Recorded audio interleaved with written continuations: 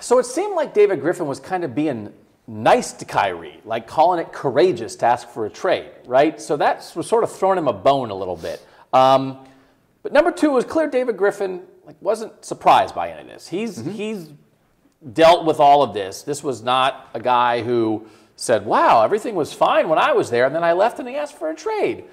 And number one, I think it's not as nice to Kyrie as it's sort of being portrayed, because everyone's like picking out that word courageous. And again, he said this on ESPN, right? Courageous to ask for a trade. It's not courage like...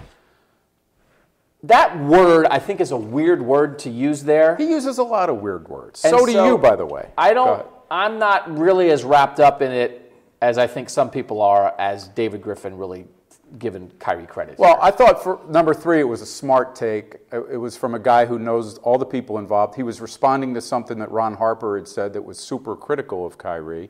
And so I think it was good for him to point out that there were reasons for this.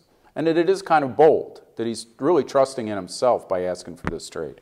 Two, I thought it was revealing because he dropped in there that Kyrie wouldn't mind playing for, like, the Celtics. I hadn't heard that before, so maybe that's one of the trade partners. But, yeah, number one, it was overstated.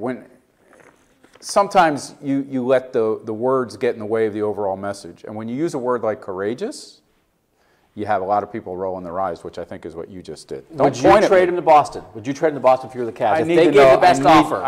Yes, I would. You would if they gave the best offer? I would need to know what I'm getting back. I wouldn't trade him to Boston no matter what.